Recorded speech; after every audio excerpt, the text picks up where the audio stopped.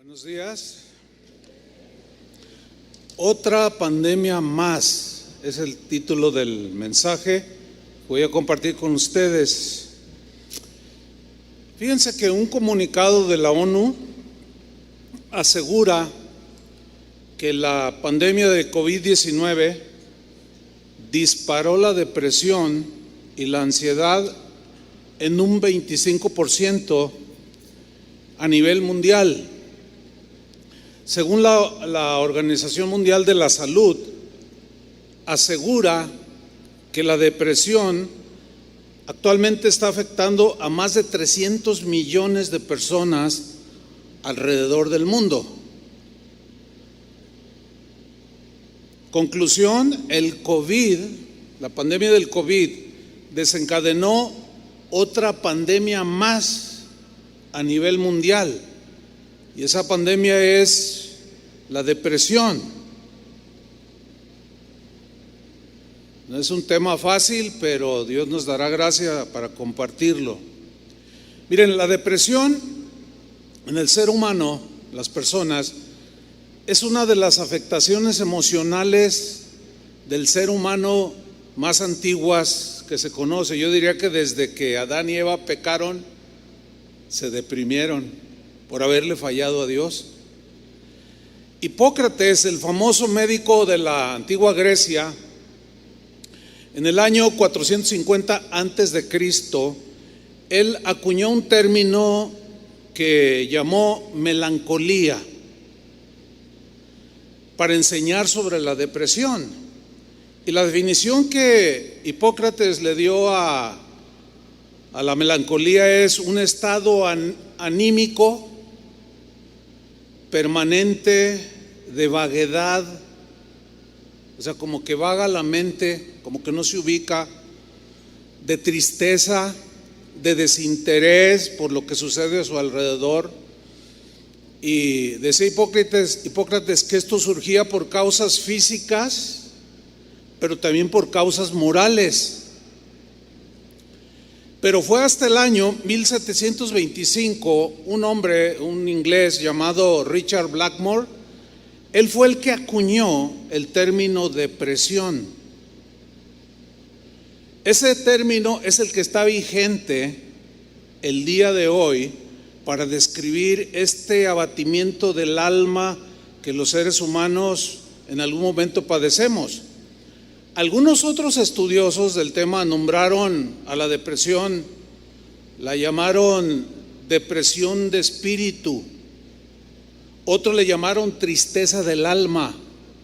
El rey David lo llamó abatimiento de mi alma. Pero ¿qué es la depresión? Bueno,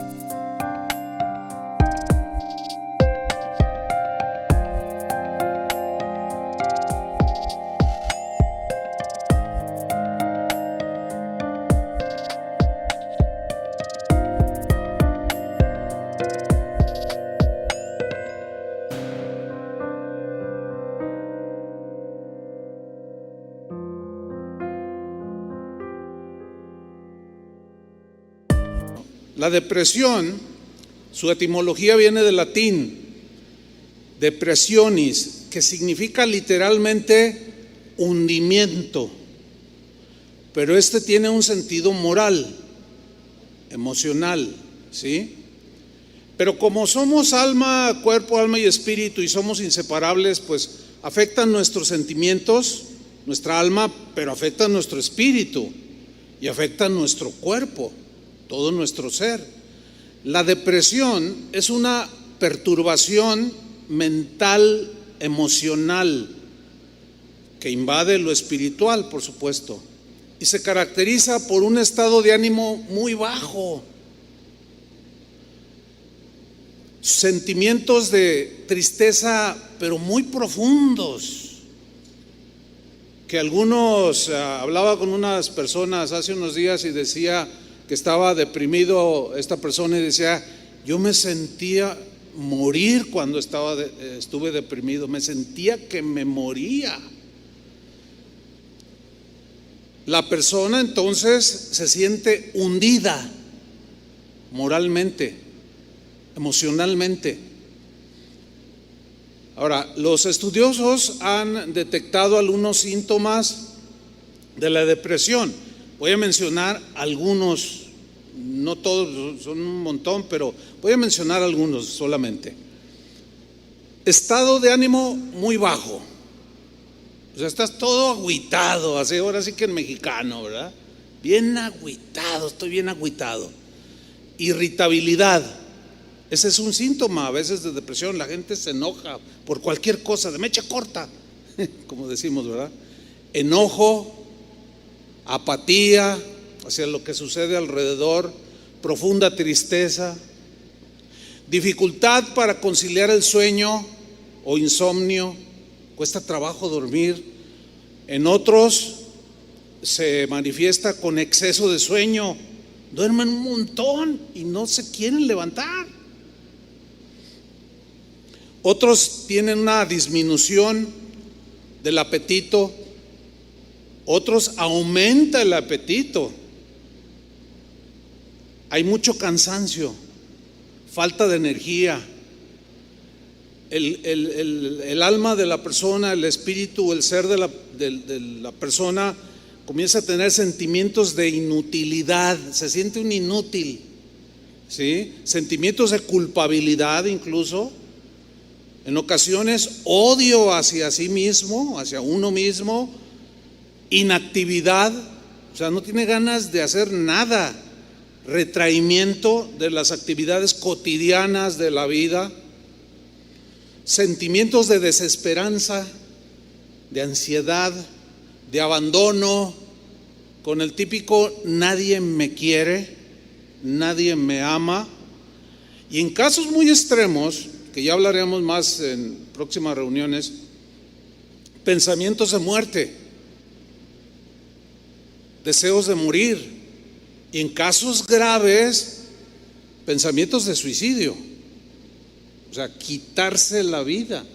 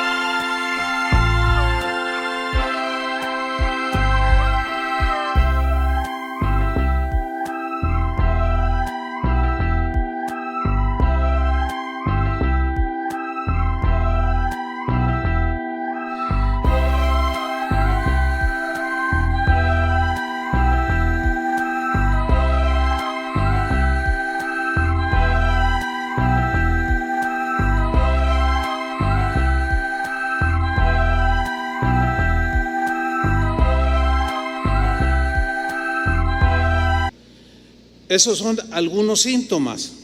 Pero la pregunta del millón es esta: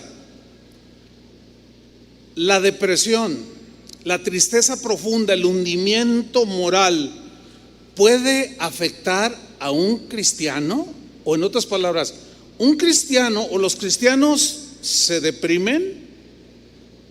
Mire, cuando yo me convertí a Cristo, ya van a ser 47 años por ahí más o menos. Las primeras reuniones a las que yo iba, en el tiempo de la alabanza, había un canto, pues ya 47 ya es antiguo para muchos, ¿verdad? Pero es mucho más antiguo, que ya existía, tenía sus añitos cuando yo me convertí. Y este canto, probablemente algunos lo habrán cantado o lo habrán escuchado. Este canto se llama No puede estar triste un corazón que alaba a Cristo. ¿Cuántos lo conocen? La letra es más o menos: no puede estar triste un corazón que alaba a Cristo. Así dice parte de la letra. No puede estar triste un corazón que alaba a Dios. Pero a mí no me hacía clic, porque yo veía a algunos bien agüitados. Y a veces yo andaba en alguna situación así. Entonces un día yo le pregunté al director de alabanza: oye, ese canto como que no va. Me dice: no, es que tú eres nuevo y no entiendes. Es que vamos de victoria en victoria, de victoria en victoria. Pero yo seguía viendo a los cristianos, algunos bien agüitados, bien deprimidos. Entonces, claro, cuando lo cantaban así como que me costaba trabajo, nunca me hizo clic. Pues ahora menos, ¿verdad? Al paso de los años menos me hizo clic. ¿Por qué? Porque me di cuenta que en la Biblia hay muchos personajes que sintieron tristeza, que se deprimieron, y de manera profunda. Ahora, por una parte, es verdad que el término depresión no aparece en la Biblia. Eso es verdad. Y que tampoco era diagnosticada como tal. No existe ese concepto en la Biblia. Sin embargo, escuche bien, los síntomas y las características de la depresión, de lo que hoy llamamos depresión, están plasmados en las vidas de muchos personajes de la Biblia. Ahí está. Por ejemplo, Job. Dice la Biblia que Job era un hombre piadoso, un hombre justo, era temeroso de Dios, era un hombre apartado del mal, un hombre bueno, pues, digamos. Pero hubo un momento en su vida en que vino la tragedia. Perdió a sus hijos, perdió sus bienes, su riqueza desapareció, su riqueza material. Y por si fuera poco, contrajo una enfermedad que en ese tiempo era incurable. Unos amigos de él se le acercaron para consolarlo, pero no lo lograron. La tristeza de Job, lo que hoy llamamos depresión en Job, era muy profunda. Sin embargo, Job se mantuvo firme, confiando en Dios. Nunca acusó a Dios, ni le atribuyó error alguno por su situación que le estaba pasando. Él dijo: Jehová dio, Jehová quitó, sea el nombre de Jehová bendito. Y dice la Biblia claramente: en todo esto Job no pecó. Sin embargo, hubo un momento en ese tiempo trágico que se sintió tan triste, tan hundido, tan deprimido, que llegó un punto en el que deseó no haber nacido. Ahí está, un cuadro clarísimo de lo que hoy llamamos depresión. En Job capítulo 3 versículo 1 se nota claramente por las palabras de Job su estado de ánimo que tenía en ese momento por las circunstancias que estaba pasando. Lo voy a leer en la versión Palabra de Dios para Todos. Dice: entonces Job, miren lo que hizo, maldijo el día en que nació. Wow, estaba agüitado. Y dijo Job, versículo 3, que desaparezca el día en que nací, que la noche en que se dijo es un niño se elimine completamente. Bueno, es muy probable que algunos presentes aquí o que escuchen esta enseñanza se identifiquen con Job. En ese hundimiento moral que tuvo Job, emocional y espiritual, que fue tan profundo que aún deseó Job no haber nacido. Es probable que más de alguno aquí haya dicho en algún momento de su vida: en una situación semejante, algo así como: ¿para qué nací? ¿Qué estoy haciendo aquí? O hasta le reclamaron a su mamá: ¿y para qué me trajiste al mundo? Nunca me pediste opinión si venía o no. Pues ¿cómo te iba a pedir si no existías? Pero son cosas que decimos porque estamos mal moralmente. Nuestros sentimientos están por los suelos. El profeta Jeremías, este era un hombre espiritual, sin duda. No cabe la menor duda que Jeremías era un hombre de Dios, entregado completamente a Dios, así como muchos de ustedes. Pero en su vida vivió episodios muy fuertes de rechazo. Se siente bien feo cuando te rechazan, ¿a poco no? Cuando te menosprecian. Y él sufrió el rechazo, el menosprecio materialmente, en su circunstancia material, como vivía. Era un hombre pobre, no tenía muchos bienes, a veces le costaba trabajo encontrar comida. Entonces, un hombre de Dios vivió tristeza tras tristeza. Jeremías, según vemos en la Biblia, solía llorar constantemente porque la gente no le hacía caso a las amonestaciones que el mismo Jeremías hacía de parte de Dios hacia el pueblo. Y a él le dolía en su corazón la condición de la gente de Dios, el pueblo de Israel con el cual vivió en su momento. Y de ahí viene el apodo del profeta llorón. Se deprimía profundamente de ver la dureza. Fíjense que yo he experimentado eso, la dureza del pueblo. Yo he experimentado en algunos momentos, en algunos episodios en mi vida ministerial, esto que sentía Jeremías. O sea, yo he tenido momentos donde he dicho: ay, pues no hacen caso, o sea, no reaccionan. Se me hace que Pablo hasta lo dijo: se me hace que he trabajado en vano con vosotros. Pero son momentos de depresión, de desilusión, de tristeza.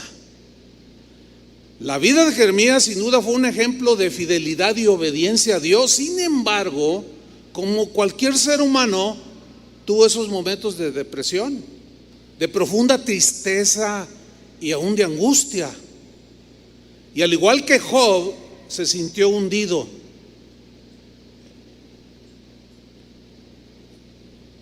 Y cuestionó, en el caso de Jeremías ahora, cuestionó la razón de su existencia. Vamos a ver en Jeremías capítulo 20. Voy a leer en la versión Palabra de Dios para Todos. Jeremías está en un diálogo con Dios y le dice: Señor, me convenciste. En la Reina Valera dice: me sedujiste, oh Jehová. Aquí traduce: Señor, me convenciste y yo me dejé convencer. O sea, como diciendo, no tuve otra opción. El argumento fuerte y sin error es de Dios. Fuiste más fuerte que yo y me ganaste. Me gusta esta traducción. Y luego siguió diciendo: soy motivo de burla cada día. Todos se burlan de mí. Imagínate si hubiera vivido en este tiempo de Facebook y de YouTube. Tendría 50,000 videos y páginas de YouTube tirándole al profeta de Dios por decir la verdad. Versículo 8. Cuando hablo, grito, dice, anuncio el dolor y la violencia. Era todo lo que miraba a su alrededor. El mensaje del Señor es causa de mi desgracia. Órale, estaba agüitado, ¿a poco no? Muy agüitado. Se ha convertido en algo de lo que la gente se burla todo el día. Yo dije: ya no anunciaré más el mensaje del Señor. Ya estuvo. ya no voy a predicar la palabra de Dios. Uno les dice la verdad y siempre están ahí, duro y duro. No, son duros, ya no voy a predicar. Fíjense qué tremendo. Aquí se ve que estaba bien deprimido. ¿Lo alcanzan a ver, sí o no? Ya no voy a predicar más el mensaje del Señor, dice. No volveré a hablar más en su nombre. Se acabó. Ya estoy hasta acá. Y luego sigue diciendo, pero su mensaje dentro de mí se convierte en un fuego ardiente que me cala hasta los huesos. Dice, hago todo lo que puedo por contenerlo, pero me es imposible. En otras palabras, pues seguiré predicando. Y ahí se ve su fidelidad, se ve su depresión, pero también se ve su fidelidad, su compromiso. Versículo 10. He escuchado a muchos que susurran burlonamente, o sea, contra él. El terror lo tiene rodeado. Mira, ya está mal, qué bueno, hay que escribirle, hay que hacerle otro video para darle más duro, para que se le quite. Anunciemos el terror, anunciémoslo, o sea, proclamémoslo. Fíjense, yo otra vez pienso, digo, bueno, estaba bien agüitado, y eso que no había redes sociales. Dice, incluso mis amigos, sigue diciendo Jeremías, me observan para ver si me equivoco. Pues qué amiguitos, ¿verdad? Y dicen, esperemos a que se equivoque y así podremos derrotarlo para poder vengarnos de él. Pues qué clase de amigos eran esos. ¿Alguna vez has sido traicionado? Les pregunto, ¿sí o no? Pregúntenme si he sido traicionado. Un montón de veces. Que si me ha agüitado, pues claro, por supuesto. Pero tengo un compromiso de seguir predicando la palabra de Dios. Y tengo un compromiso, a pesar de que pueda andar bien agüitado, bien triste, pero me he cuidado de no ser yo el traicionero. Y eso se cuidaba Jeremías. Versículo 11 dice, el Señor está conmigo. Fíjate, da como un giro, como que queriéndose levantar. Enseguida les clava en el versículo 11, el Señor está conmigo como un poderoso guerrero. Y eso como que lo levantaba, ¿verdad?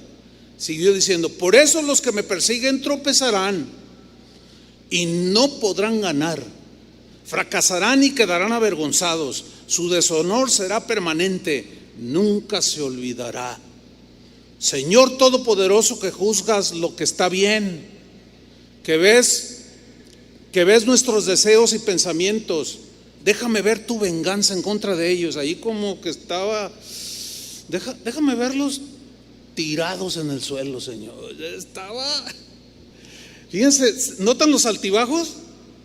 O sea, mucha fe, mucha confianza. Dios está conmigo como por eso guerrero. Pero concédeme verlos tronados allá abajo, Señor, a mis enemigos. Pero en el Nuevo Testamento Jesús dice, no os venguéis vosotros mismos. Dejen que sea Dios el que haga justicia. Si te maldicen, tú bendícelos. Y algunos se deprimen más porque dicen, no, ¿cómo? Y se agüitan más.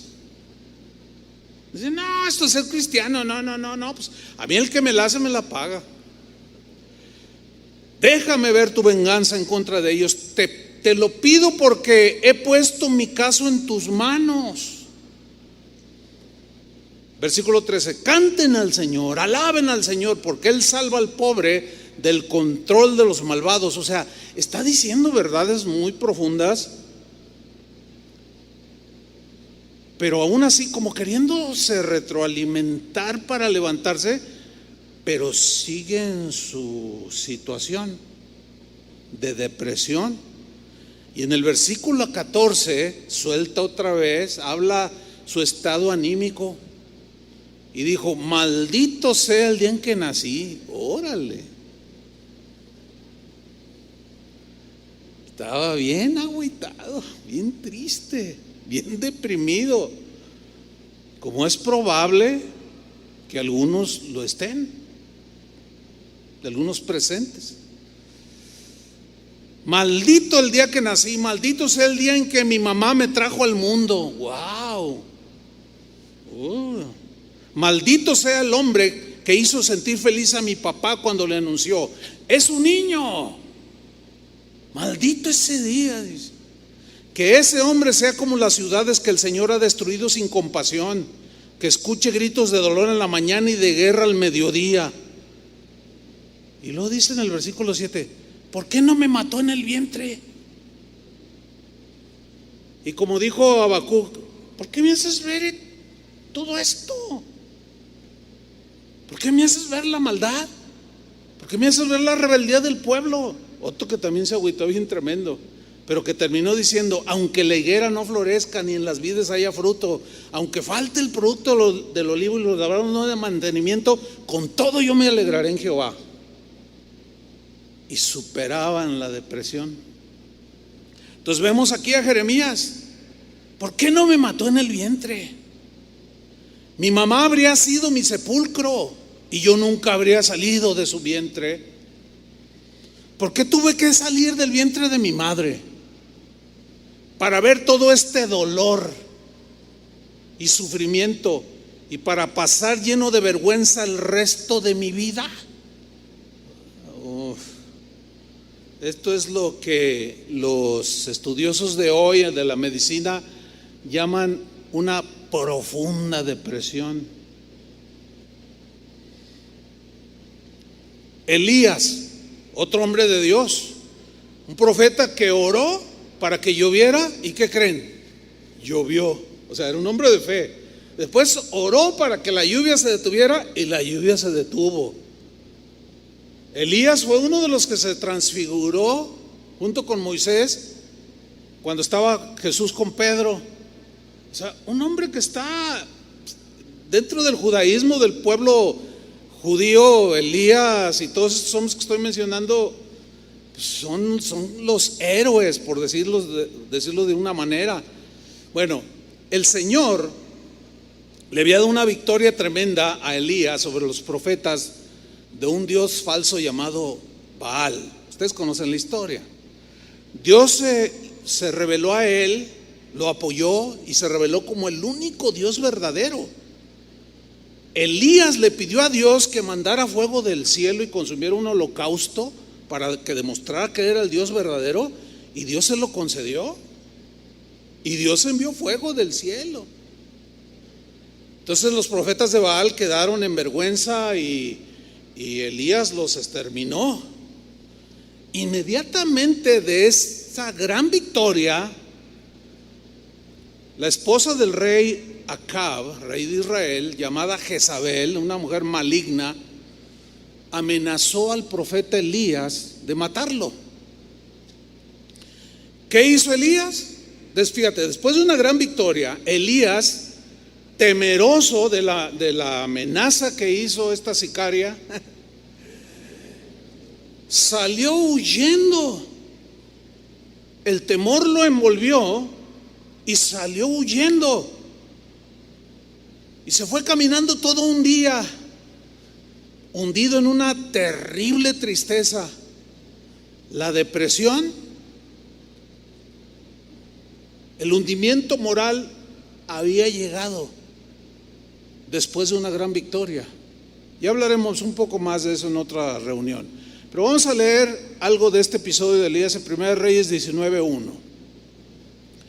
Dice: Acab dio a Jezabel la nueva de todo lo que Elías había hecho. O sea, había exterminado a los profetas de ese Dios falso, y de cómo había matado a espada a todos los profetas. Entonces envió Jezabel a Elías un mensajero, diciendo: así me hagan los dioses y aún me añadan, si mañana a estas horas yo no he puesto tu persona como la de uno de ellos. Ahora fíjate, Dios le había demostrado que estaba con él, pero algo pasó. Es que así somos los humanos. Viene la amenaza y dice en el versículo 3: viendo pues el peligro. Ahora, cualquiera de nosotros se asusta con peligros. alrededor, ¿sí o no? Entonces él vio el peligro y se levantó y se fue para salvar su vida. Fíjate, estuvo ante 400 y les ganó a todos. Y una mujer lo asustó. Increíble, ¿no? Bueno, hay quien le tiene miedo a una cucaracha, a una rata, y corre todo el mundo por todos lados. ¿Sabían que en Génesis dice que Dios pondría temor en los animales, temor al hombre? O sea, los animales nos temen a nosotros. Si no, compruébalo. Aún el más feroz de los animales siempre nos tienen temor a nosotros. Pero como nosotros vemos al tigre o vemos a la serpiente y ¡ay!, y corremos, entonces eso se voltea de alguna manera y dicen: me tuvo miedo, y se van sobres.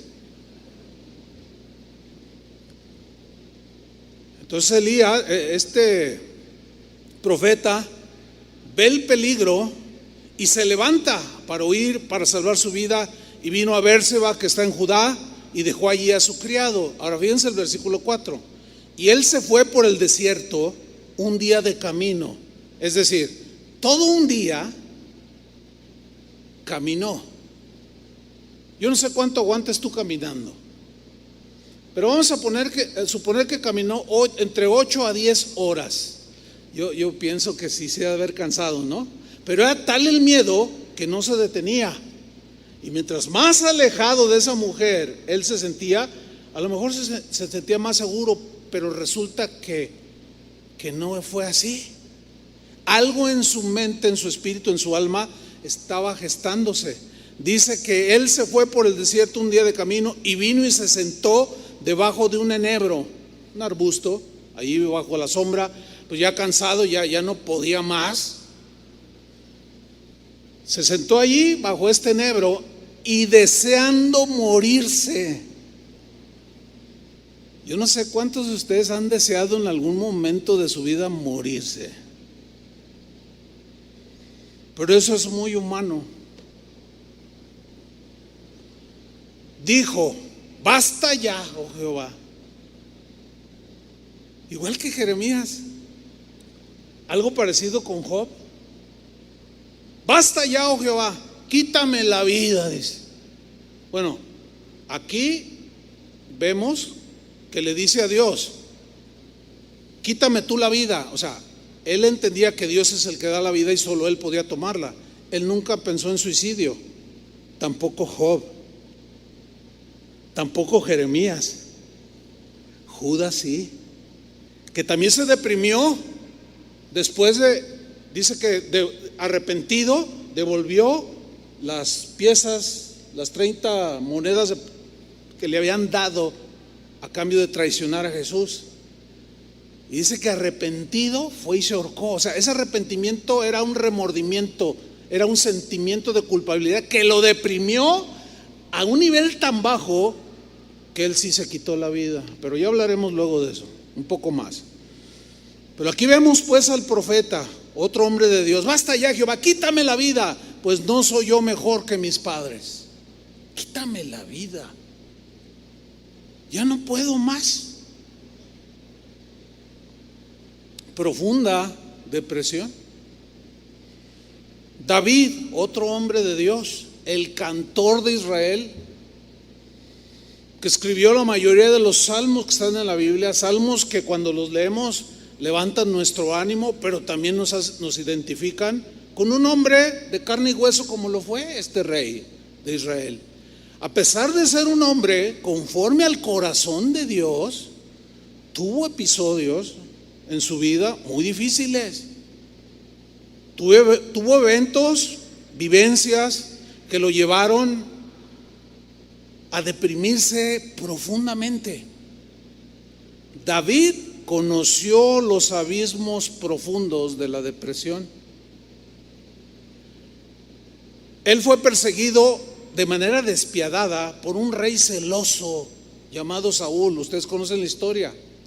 Los celos en Saúl hacia David eran de tal manera que en el corazón de Saúl quería quitarle la vida. a un jovencito en ese entonces. Y en ese perseguir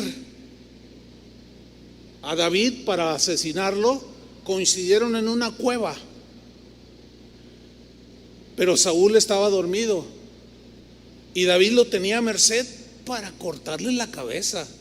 Sin embargo, decidió no hacerlo y solo le cortó un pedazo del borde de su manto. Se sale de la cueva y cuando Saúl despierta para seguir su persecución, David estaba en una parte alta y en 1 Samuel 24:11 le dice David a Saúl: y mira, Padre mío, le dice. Esta frase, Padre mío, habla de que él lo consideraba, es una expresión de respeto profundo hacia un rey malo, un hombre malo. Dice: mira, Padre mío, mira la orilla de tu manto en mi mano. Aquí está. Porque yo corté la orilla de tu manto y no te maté. Conoce pues y ve que no hay mal ni traición en mi mano.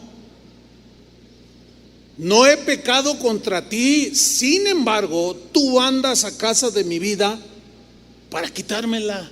Bueno, ese hecho produjo en David días larguísimos de profunda depresión, porque él era inocente. Pero este hombre malvado lo perseguía para matarlo. Y las emociones de David, que él amaba a Dios sin duda, pero decaía su ánimo.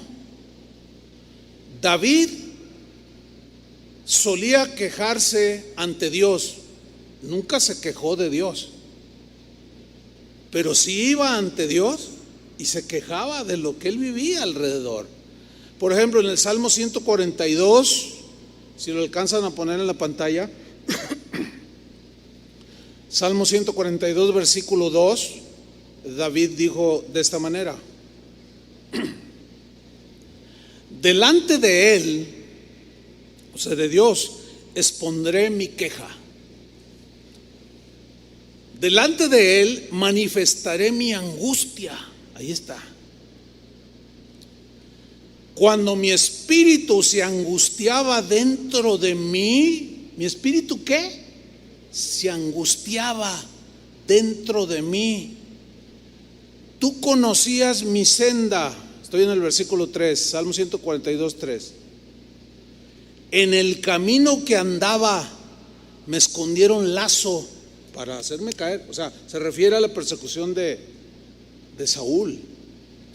Dice el versículo 4: mira a mi diestra y observa, Señor, pues no hay quien quiera conocer, no tengo refugio, no hay quien cuide de mi vida. O sea, por un lado se refugiaba en Dios, pero de pronto se sentía solo. Incluso tuvo sentimientos, un sentir de que Dios lo había abandonado por la depresión. Nos hace percibir esas cosas. Absalón, volviendo un poquito con el rey David, otro ejemplo, hijo de David, lo traicionó. ¿Te imaginas un hijo traicionando a su padre? Eso es algo que duele mucho. Absalón quiso derrocarlo para sentarse él en el trono de su padre. Absalón, como conocemos la historia, todos sabemos cómo terminó. En medio de su rebelión terminó muerto. Perdió la vida, era un joven. A pesar de ser un muchacho rebelde, David lo amaba. Y cuando muere Absalón en medio de su rebelión, provocó en David una depresión impresionante. En 2 de Samuel capítulo 19 versículo 1, ahí lo notamos claramente.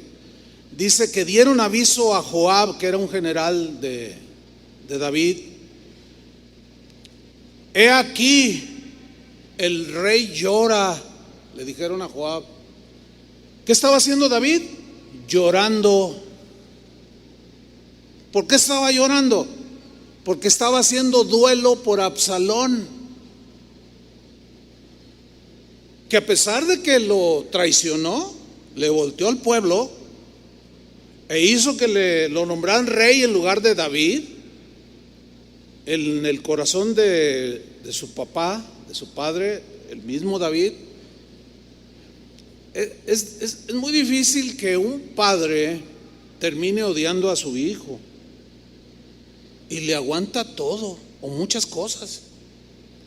Dice en el versículo 2, 2 Samuel 19:2, y se volvió aquel día la victoria que habían ganado en luto para todo el pueblo, porque oyó decir el pueblo aquel día que el rey tenía dolor por su hijo. Pues claro.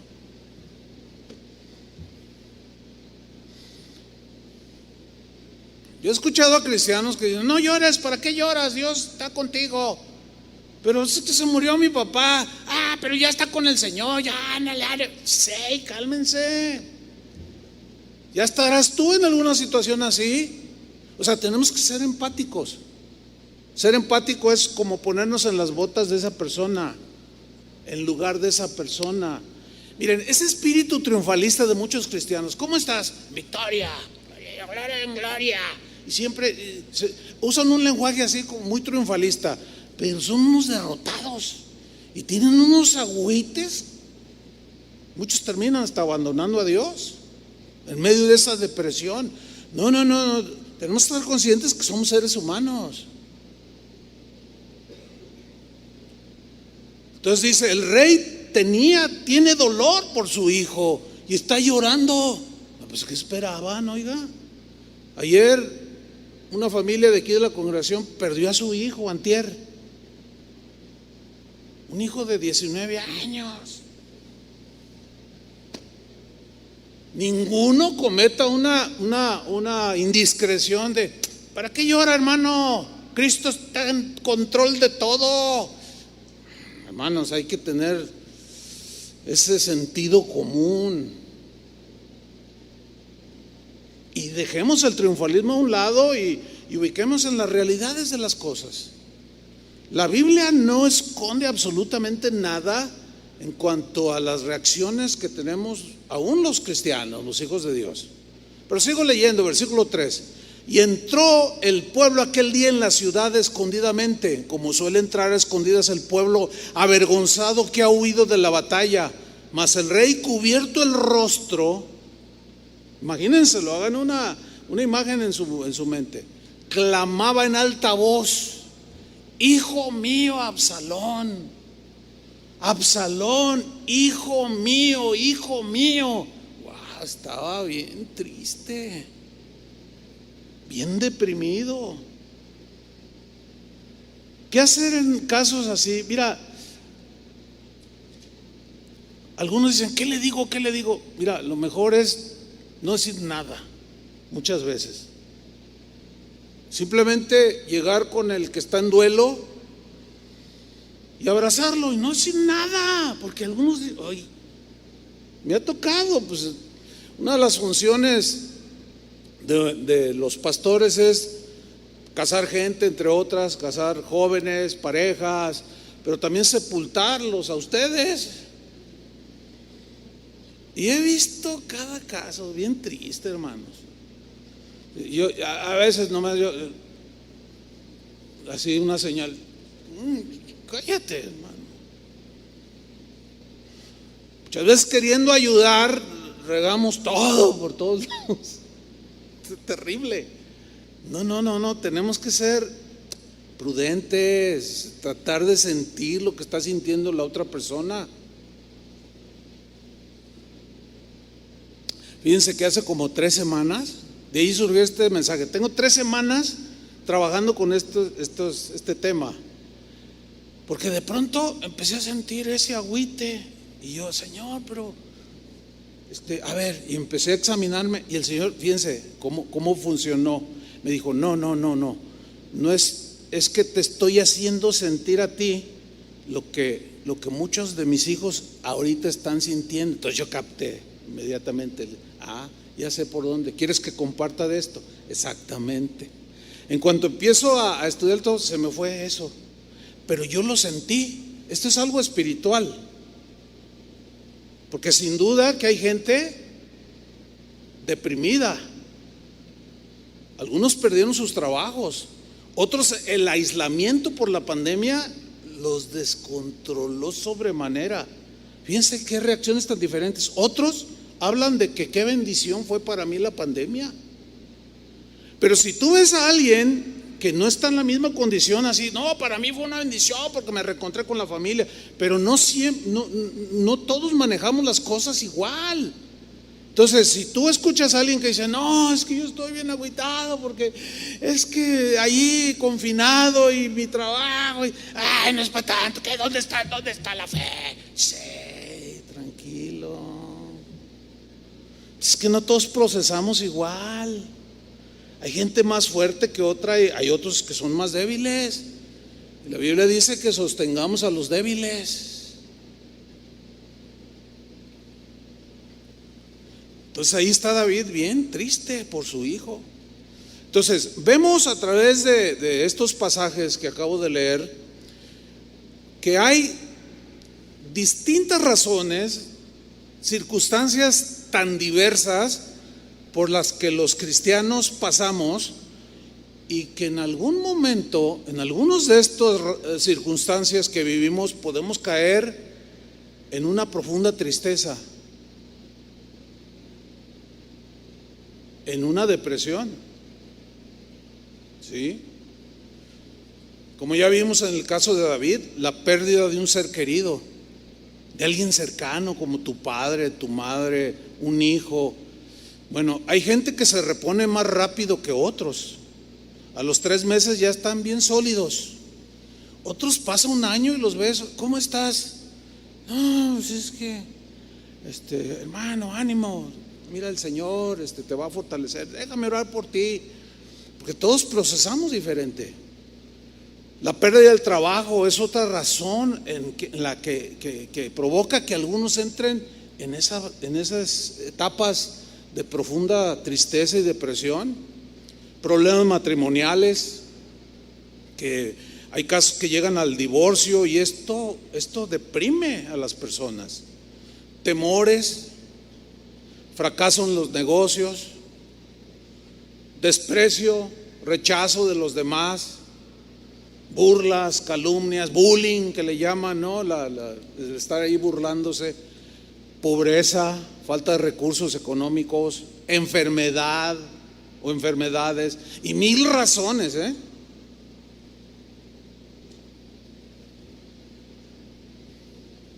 Por otra parte, pongan atención, hay cristianos que consideran y aún enseñan que la depresión en sí misma es pecado. Y pues aquí lo que resulta es que sale peor el remedio que la enfermedad.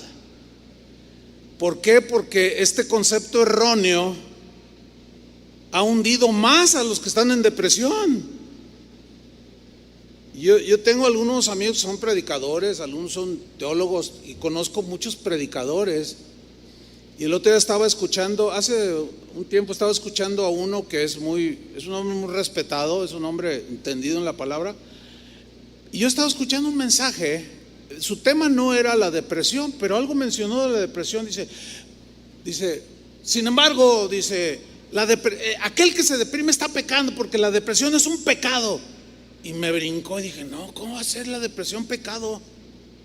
¿Cómo va a ser la profunda tristeza un pecado en sí mismo? Hasta Jesús tuvo una tristeza profunda. No. Este concepto erróneo hunde más a los que ya están en depresión. No, la depresión no es un pecado. No lo es. Más bien deberíamos de analizarlo de la siguiente manera. Escuche y usted entiéndalo. Analicémoslo de esta manera. La depresión en sí misma no es pecado, sino más bien el manejo que hacemos en medio de la depresión, las acciones que tomamos, las decisiones que tomamos, lo que hacemos durante la depresión, eso es lo que nos puede llevar a pecar contra Dios.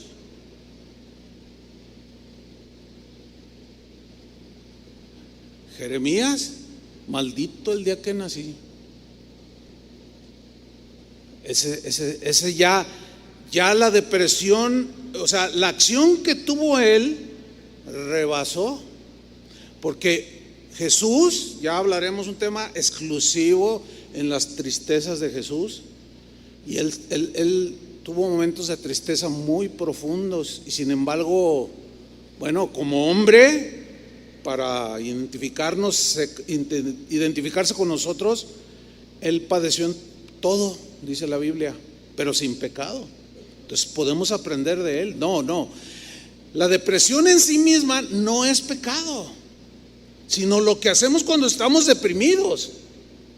Eso es lo que nos puede conducir. Es como lo que nos puede conducir al pecado. Es como la tentación. La tentación en sí misma no es pecado, ¿verdad que no? Porque Jesús mismo fue tentado. No, el pecado es ceder a la tentación y violentar los mandamientos de Dios.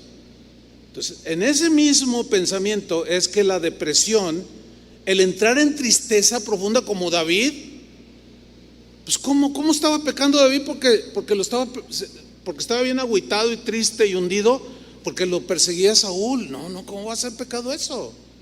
¿Me estoy explicando? Digo, con todo respeto para los que piensan que sí es pecado, ¿no? A lo mejor hace falta un poco de análisis. Cualquiera nos podemos equivocar en algunos conceptos, pero yo considero que por lo que veo en la Biblia, estar triste o deprimido no es en sí mismo pecado, pero cuando estamos allí es donde necesitamos la gracia de Dios, ¿sí o no? ¿Verdad que sí? ¿Para qué? Para no hacer tonterías, decir tonterías que luego nos estemos lamentando toda la vida, o por un buen tiempo llevar un sentimiento de culpabilidad. ¿Por qué dije esto? ¿Dónde estaba mi cabeza? ¿Por qué hice esto? Pero ya hablaremos un poco más de eso. Hay quienes están deprimidos ciertamente y blasfeman contra Dios. Ahí ya está la depresión, están en la depresión, pero su accionar es totalmente fuera de control ya. Y blasfeman contra Dios. Otros están deprimidos y terminan abandonando a Dios, se alejan de Jesús, abandonan el evangelio. No, para mí no. Y hasta ateos se vuelven algunos. Otros abandonan a su familia. En casos extremos, como hemos mencionado, algunos terminan quitándose la vida. Pero ¿cómo enfrentar la depresión y salir de ella lo más pronto posible?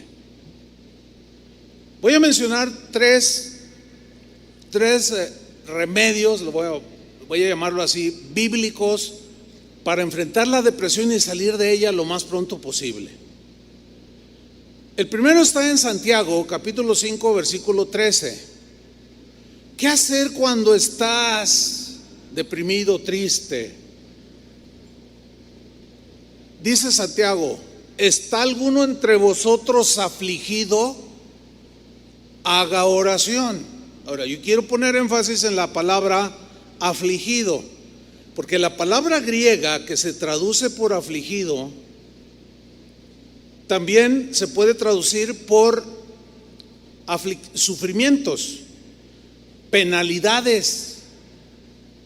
También se puede traducir como tristezas que producen los problemas diarios de la vida.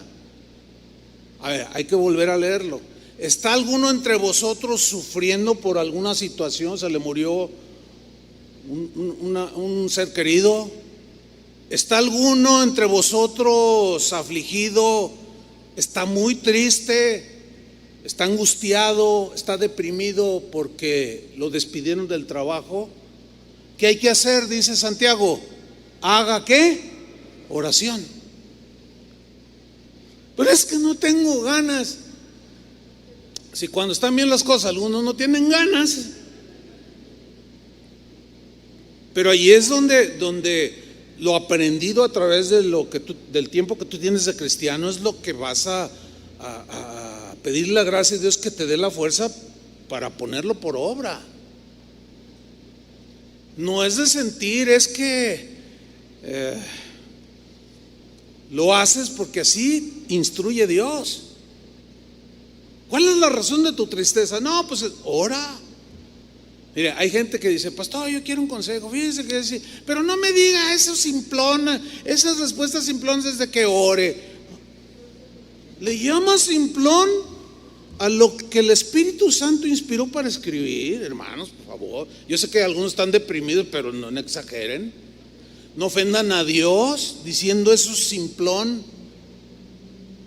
Ahora, yo sé que hay de depresiones a depresiones, Sé que muchas cosas tienen que ver por circunstancias, pero también hay por desequilibrios químicos del cerebro. Ese es otro, lo tocaré en otra enseñanza, que es cuando hay que ir al médico, ¿sí? Pero aquí estoy enfocándome en esto.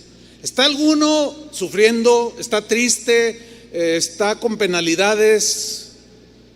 ¿Qué dice? Haga oración. Ahora, de los que están aquí o que me estén escuchando, si estás en una situación así, ¿qué tienes que hacer? Orar. Ora a Dios. Es que no me sale nada. No, pues simplemente es como cuando orar es tan sencillo como cuando vas al médico. A ver qué tiene. No, fíjese, doctor, aquí, que acá, y que le das y luego hasta tú solo te pones el remedio. Y se me hace que con eso se me quita, ¿verdad, doctor? Y los doctores a veces nomás se ríen, ¿verdad, doctor? Porque a veces la gente dice, ay, me duele aquí. Oiga, no sé, y se empiezan a diagnosticar solos. Haga oración. Lo que está diciendo aquí la Biblia es que en tiempos de tristeza, de depresión, oremos con fe y confianza que Dios nos va a ayudar.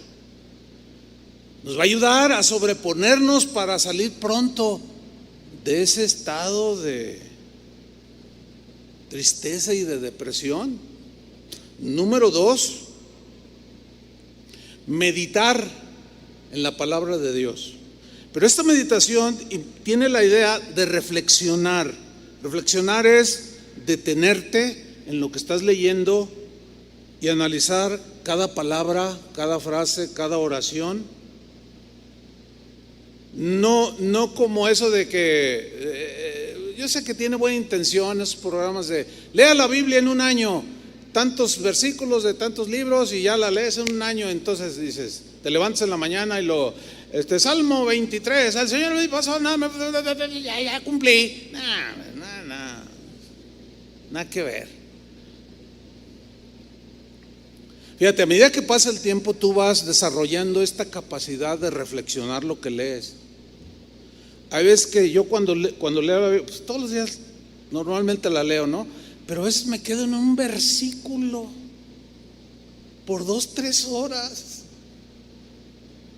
Es tan impresionante esto de reflexionar, de meditar los pasajes bíblicos que contienen esperanza, por ejemplo, que nos hablan de que Dios está con nosotros, que nos va a sostener aún en los momentos más difíciles, en ese valle de sombra llamado depresión. Precisamente en el Salmo 23, versículo 4, David, vean lo que dice. Vamos a hacer como un ensayo de lo que es una reflexión. Fíjate, Salmo 23, 4. Dice David, en el versículo 1 dice, Jehová es mi pastor, ¿verdad? Todos lo sabemos, nada me faltará. O sea, está hablando de un lenguaje de fe, de confianza. Dios va a suplir lo que necesite. Estoy así, pero Él promete. Y Él ha dicho que si Él alimenta a los pajarillos, no me va a dejar sin comer. Entonces, llega al versículo 4, fíjate, dice, aunque ande en valle de sombra de muerte. ¿Sabes cuál es el valle de sombra de muerte? Había un valle en Israel que aunque el sol estaba ahí en su apogeo, eran tan altas las montañas que solamente un par de horas el sol entraba directo cuando estaba en el cenit, pero cuando ya tenía una salida que estaba inclinada, había sombra y era oscuro. Y luego ya daba su recorrido y daba en el cenit un poco de luz, un par de horas, y después otra vez como que se escondía la luz por lo alto de las montañas. Y en esos valles de sombra pues solían esconderse los bandoleros, fieras salvajes. Y fíjate lo que dice David: aunque ande en valle de sombra de muerte. Yo quiero enfatizar, y así se reflexiona, la palabra aunque. Ahora sí que es, si le aunque, ¿eh? Aunque, ¿qué significa aunque? A pesar de qué. Porque muchos lo leen, aunque ande en valle de sombra de muerte, o sea, lo leen, pero lo entienden mal. Lo entienden como que nunca van a pasar un valle de sombra de muerte porque Él está conmigo. No. Dice, aunque vaya yo en ese valle que está oscuro, hay una profunda oscuridad ahí. Dice, aunque a pesar de que yo pase por esos tiempos, por esos lugares, por esas circunstancias de sombra de ¿qué? De muerte, porque las montañas tapaban el sol y hacían esa sombra que se hacía espesa y oscura. Y Él le llamó, hablando metafóricamente, valle de sombra de muerte. Ahí está.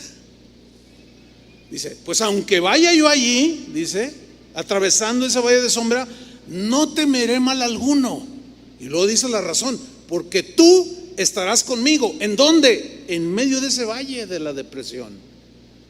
Allí está Dios, que no lo sientas es diferente. Pero acuérdense que no estamos por lo que sentimos, sino por lo que creemos, vivimos. Por fe andamos, no por vista. ¿Cuántas veces yo no he sentido a Dios? Ha habido reuniones en que siento la presencia, así como congregación, que siento la presencia bien tremenda, que hasta se me salen en ocasiones el llanto, las lágrimas de la presencia del Señor, de la paz, del gozo. Pero hay veces que no siento ni el aire. Pero a través de los años vamos aprendiendo a vivir por fe. A veces, ¿cuántas veces yo me he parado en una plataforma así, en un púlpito como este, con los mínimos deseos, y a veces sin ningún deseo de predicar nada? A lo mejor hasta deprimido vengo, pero como sé que no ando por lo que sienta, aunque ande en valle de sombra, yo sé que tú estás conmigo, aunque no te vea, aunque no te sienta. Tú estás ahí, porque Él prometió, ¿sí o no? Tú estarás conmigo. Yo estaré con vosotros todos los días hasta el fin del mundo. Entonces ahí está el Señor. Pero tú, ¿por qué estoy tan agüitado? Pues es que así somos los humanos, incluyendo los cristianos. Y si estás así, Él está allí. No temeré mal alguno, porque tú estarás conmigo. Pero luego en el Salmo 43, el mismo David, fíjate lo que dice: júzgame, oh Dios, y defiende mi causa. Líbrame de gente impía y del hombre engañoso e inicuo. Saúl lo seguía persiguiendo. Pues tú eres el Dios de mi fortaleza. Está diciendo verdades bien profundas, ¿eh? Tú eres el Dios de mi fortaleza. Y luego hace una pregunta que parece contraria a lo que está diciendo. Tú eres el Dios de mi fortaleza. Y luego dice, ¿por qué me has desechado? Estas circunstancias en los seres humanos, Dios las entiende perfectamente. Nos comprende. Así somos. De pronto, ¿por qué me has desechado? No, no lo había desechado, pero él tenía esos sentimientos de que ya ni Dios me oye. A veces que hablo con hermanos aconsejándoles o ministrándoles, etcétera, oye hermano, mira, vamos a pedirle. No, pues le pido y ni me oye. A mí nunca me oye el Señor. Yo no les digo, ay, no, a ver, no estás blasfemando. No, porque trato de ponerme en los pies de esa persona y probablemente lo más seguro es que andan bien agüitado, bien triste, y decimos tonterías. Sigue preguntando, ¿por qué andaré enlutado por la opresión del enemigo? Y luego así como que, ¿se fijan qué contradictorio que está diciendo? ¿Por qué me has desechado? ¿Por qué andaré enlutado por la opresión del enemigo? Así como, no, ¿y por qué debo de andar enlutado? Porque Saúl me anda persiguiendo. No, a ver. Y luego empieza él a retroalimentarse. Estos son de los pasajes que podemos reflexionar. Esto es miles de promesas que Dios nos hace a nosotros los que creemos en Él. Dice en el versículo 4 del mismo Salmo 43, dice, entraré al altar de Dios, o sea, la presencia de Dios, al Dios de mi alegría, dice, y de mi gozo, y te alabaré con arpa, oh Dios, Dios mío. Y luego se habla a sí mismo, al agüitado que está aquí adentro. Por dentro podemos tener por fuera tener una sonrisa y por dentro como cuando pierden las chivas, ¿verdad? Todos agüitados, todas las chivas. Y se habla a sí mismo de una manera bien tremenda, notoria. Y dice en el versículo 5, ¿por qué te abates, oh alma mía? ¿Por qué te agüitas? ¿Por qué? ¿Alguna vez te has hablado a ti mismo? Pues ahí está. O sea, le hablas a Dios, depositas tu confianza en Él. Pero también, miren, yo lo hago. Y a veces me veo al espejo. Hey, cálmate, Chuy Olivares. En serio.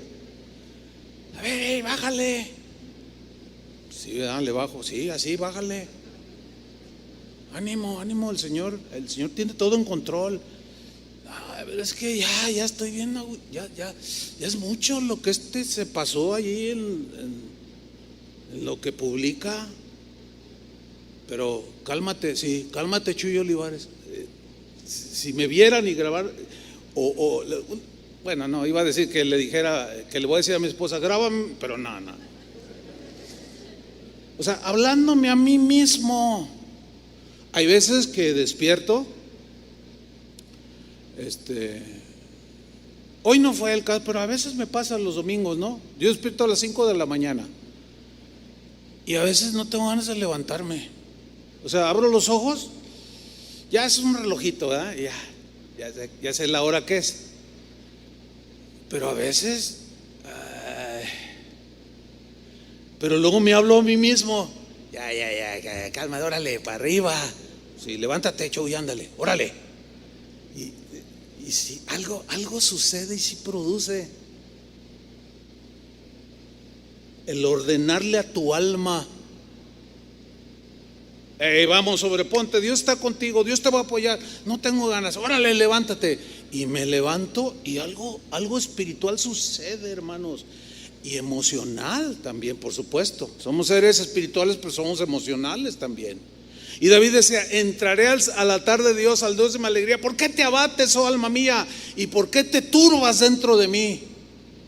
Espera en Dios, dice, porque aún he de alabarle, salvación mía y Dios mío. Órale. Esto es para salir de las depresiones, digamos, más ligeras. Que si no sales, corres el riesgo de hundirte. Y algunos llegan a abandonar al Señor. Pero la tercera manera de enfrentar estas situaciones, Primera de Pedro 5:7, dice así, dijo Pedro lo siguiente: echando toda vuestra ansiedad sobre Él, porque Él tiene cuidado de vosotros. Ahora, meditando o analizando un poco el texto para sacarle un significado más profundo, que lo podamos entender, aquí lo que resalta es el verbo echar o poner, pero también resalta la palabra ansiedad. Lo alcanzan a ver ahí, ¿verdad? Pero también antes de ansiedad dice toda vuestra. O sea, ¿cuánta ansiedad hay que echarla delante en el Señor? ¿Cuánta ansiedad? ¿Cuántas preocupaciones? ¿Cuántas tristezas? ¿Cuántas aflicciones? Todas. Entonces, echando toda vuestra ansiedad. Ahora, la palabra meribná es la palabra griega que se traduce por ansiedad. Así la traduce esta versión, pero hay otras versiones que traducen por preocupaciones. O sea, echad todas tus preocupaciones. ¿Qué te preocupa que te deprime? ¿Que no tienes trabajo? Dios te va a suplir uno. Confía en Dios. ¿Qué te deprime? Que tu hijo anda de rebelde y anda en las drogas, y no dejes de orar por él. Confía que Dios lo va a guardar y en su momento tocará su corazón y vendrán los caminos de Dios. O sea, ¿qué es lo que te preocupa? A mí, de mis preocupaciones principales que yo tengo, como ser humano, pero como pastor, ¿sabes qué es? El estado espiritual de ustedes. Es una carga bien gruesa, bien difícil. Pero yo descanso en el Señor. ¿Sí? Cada que me paro aquí a hablar la palabra de Dios, procuro no decir cualquier cosa. Ay, a ver qué se me ocurre. No, porque este tiempo es muy valioso. Es muy valioso. Esta hora y cuarto, hora 20, hora y media, es sumamente importante para mí como pastor en relación con ustedes. Por eso, cuando se distraen, cuando se están durmiendo, me agüita. Se los digo con claridad. Miren, a veces me tengo que contener. A veces agarro así un poco y la tapo, así, pero con ganas de. No sé qué, eso es broma. Como cuando estábamos en la escuela, yo me acuerdo, había un maestro que batallaba para enseñar, o sea, nos costaba trabajo entenderle, entonces muchos se dormían, pero se llevaba la caja de gises, de esos largos, ¿se acuerdan? Y tenía una puntería el tremendo. 3 veces me dio en la frente a mí.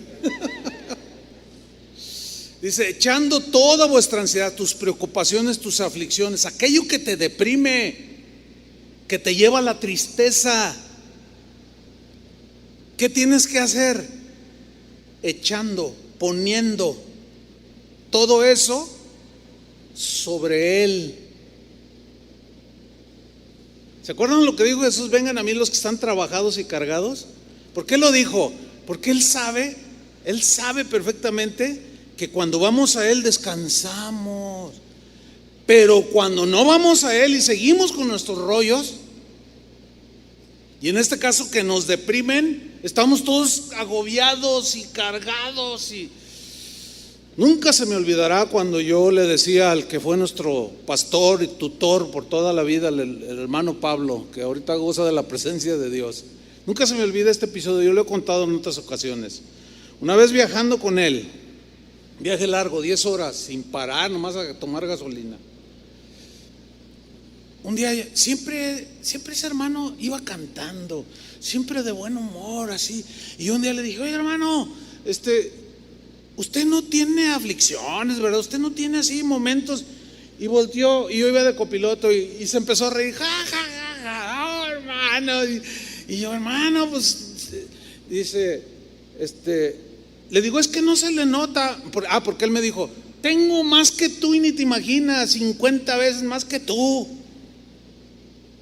Y yo lo vi y dije, no, me está cotorreando. Dice, no, espérame, Chuy, me dice. Que no se me note es otra cosa.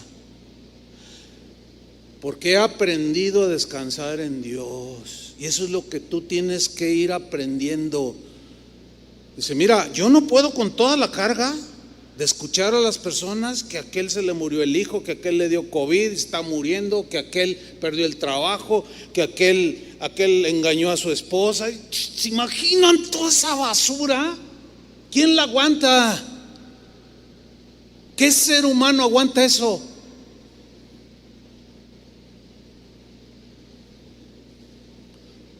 ¿Se imaginan? Yo no lo llevo en sobre mí.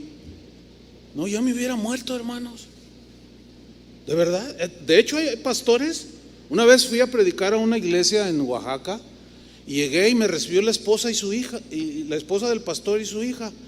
Y ya me llevaron allí a donde me hospedé, ya pasaron por mí a predicar, prediqué y le dije, oiga, ¿y dónde está el pastor? Dice, y la hija volteó y vio a su mamá y le dijo, ¿no le dijiste al pastor? Y dice la esposa del pastor, no le he dicho. Y dice su hija, mi papá murió. ¿Cómo que murió? Sí, la semana pasada, dice. ¿Cómo que se murió? Un hombre de 40 años. Y luego dice, la congregación lo mató. Así dijo. Yo dije, ¿qué me estás diciendo? Sí, dice, es que él era muy aprensivo y le decíamos, papá, o sea, sí está bien, o sea, descansa en el Señor, dice, continuamente. Y pastores amigos de él le decían, le dio un infarto a los 40 años. El 1 de mayo fue hace 8 días, ¿verdad? Sí fue hace 8 días. Yo le dije a Toño Espinosa que predicó, ahí en un momento le dije, oye, ¿sabías que los pastores no celebramos el 1 de mayo? Me dijo, ¿cómo? Le digo, sí, porque no trabajamos. Porque muchos creen en su ignorancia, no saben lo que dicen cuando hablan mal de un ministro de Dios. No hacen nada, se le pasan orando, no trabajan, y quieren que los mantengan. Y cállese la boca. No saben lo que dice. Eso agüita. Y muchas otras cosas más. Yo le dije a Toño Espinosa, que predicó hace 8 días, nunca había predicado, al menos que yo recuerde, las 3 reuniones del sábado y las 2 del domingo. Y le dije, oye, Toño, ¿predica a las 3? Y me dijo, sí, cómo no. Entonces yo así entre broma le dije, oye, al final, a ver cómo te sentiste. Y ya al final se acercó conmigo y me dice, pastor, misión cumplida. Y luego lo vi y le dije, ¿cómo te sientes? Y se le veía el rostro cansado. Y le dije, ¿qué hubo? Dice, no, pastor. Le digo, pues yo tengo 40 años así. Pero es la gracia de Dios. O sea, yo no estoy diciendo que yo me hubiera muerto por su culpa. Ya me hubieran matado. Y se murió el pastor de 40 años. No, hermano, es que es mucho.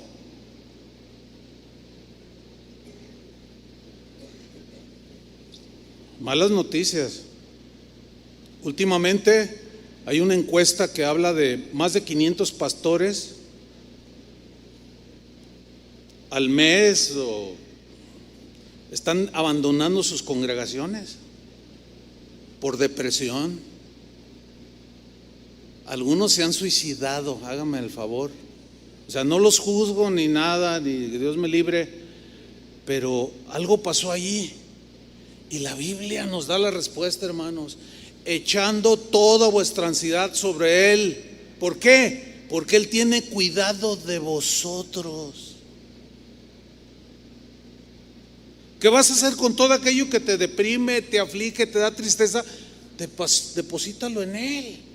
Porque la promesa, fíjate, aquí la palabra griega merimná, ansiedad, el verbo echar, habla de depositar de una vez por todas. Esa es la idea aquí, depositar de una vez por todas tus preocupaciones y aflicciones que te llevan a la tristeza y a la depresión. Y la sostiene con una promesa, porque Él tiene cuidado de vosotros. Lo que hizo Pedro fue citar el Salmo 55, versículo 22, que dice: echa sobre Jehová tu carga y Él te sustentará. Pero si no la echas y la quieres llevar tú, se te va a poner peor el asunto. Pero aunque estés en la depresión más profunda, si en ese momento ya te cae el 20, como decimos, y decides depositar en Él aquello que te aflige y que te deprime, cualquier cosa que sea, de las que hemos nombrado, Él ha prometido que te va a sustentar. Y ahí es cuando salimos de esos tiempos de tristeza y de depresión. Porque dice al final del Salmo 55, 22: no dejará para siempre caído al justo. Podrás estar un momento ahí tendido, pero no dejará para siempre caído al justo. ¿Qué va a hacer Dios? Te va a levantar. Esas son 3 maneras de enfrentar la tristeza y las depresiones que nos hunden. Cierra tus ojos un momento. Quiero hacer una oración, no se distraigan, es importante este momento. Cerrar los ojos evita, entre otras cosas benéficas, distraernos. A lo que voy es esto, hermanos, sí, con sus ojos cerrados. El tema lo amerita. Sin duda que hoy hemos aprendido buenas cosas, pero también no tengo duda que es muy probable, casi seguro, que algunos han estado viviendo y experimentando estos valles de sombra, de muerte. Pero la palabra ya está dada. Pero aún así, queremos orar por algunos que estén en esta situación. Si tú consideras que estás en una situación así, bueno, ya tienes la palabra. Necesitas volver a escuchar este mensaje. Va a quedar grabado en YouTube, en Facebook. Ahí lo buscas, lo vuelves a escuchar para que sea